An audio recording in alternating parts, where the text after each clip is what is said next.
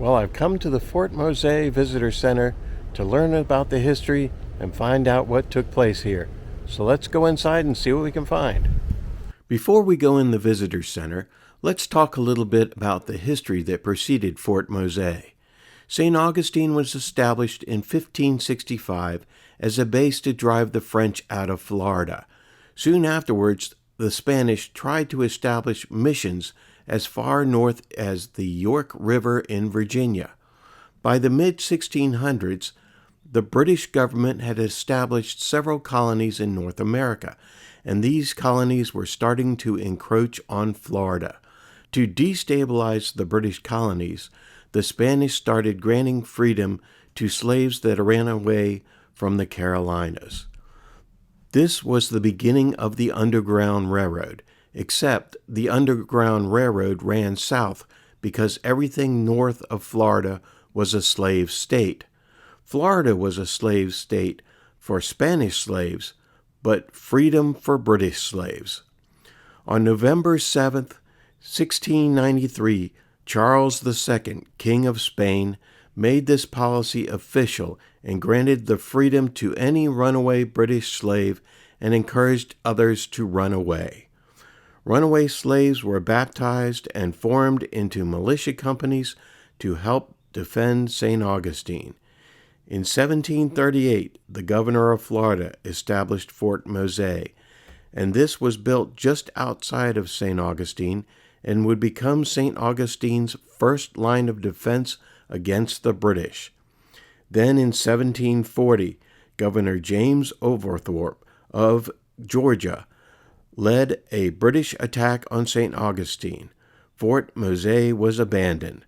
After the British attack, the residents of Fort Mose moved into St. Augustine for the next 12 years.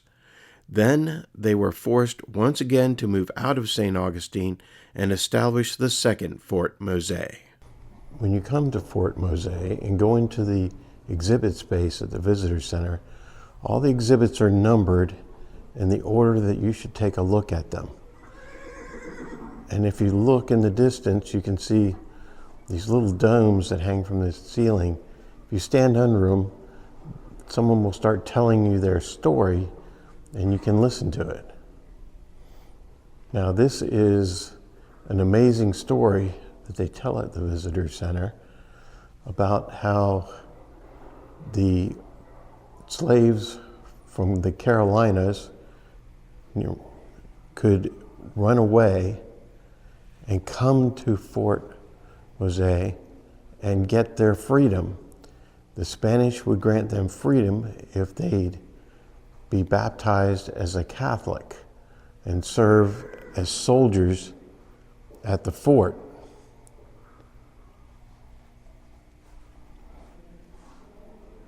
Because this fort was the first line of defense for the Spanish city of St. Augustine. And the Spanish actually recorded a lot of information about the people that were here because of their baptism. They would record where they were born, so we know that a lot of these people were born on the coast of Africa, and they can tell you where the people were born. They have a nice timeline on the wall that you can read.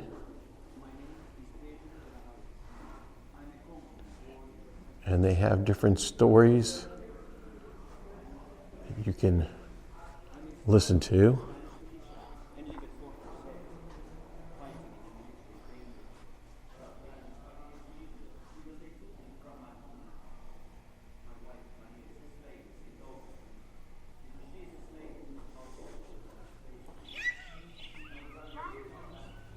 Now, they tried to do farming around the fort, but it didn't work out well.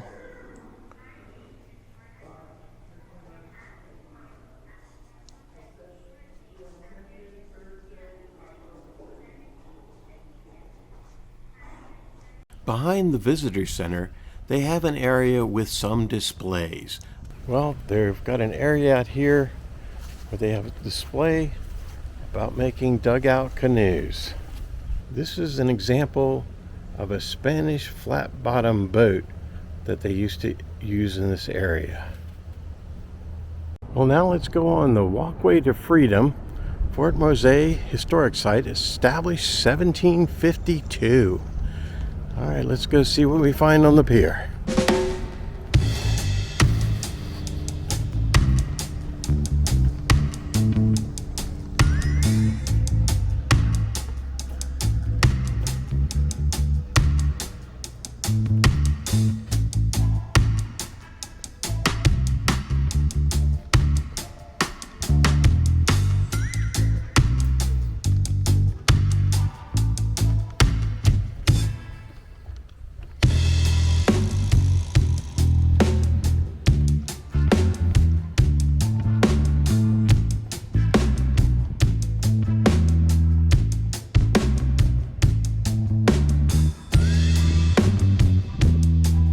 Out here you can see wildlife, birds, and get a good view of the water.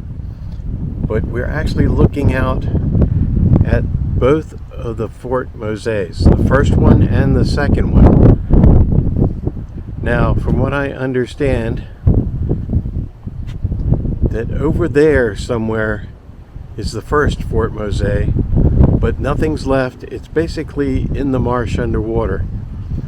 And then if you look at that small clump of trees out in that direction right there, that was the second Fort Mose that they're doing archaeological work on now. Behind me in a clump of trees in the distance is the second Fort Mose, but unfortunately the environment has changed around here. Now it's marshland where there once was regular land. So we can't walk out to the original site, and the first Fort Mose is now part of the marsh, so there's no way we're ever going to get there. So unfortunately, most of this historic site you'll never get to walk on. Well, I hope you've enjoyed the visit to Fort Mose. Unfortunately, we couldn't get to the exact historic site, but it is what it is. So until next time, see ya.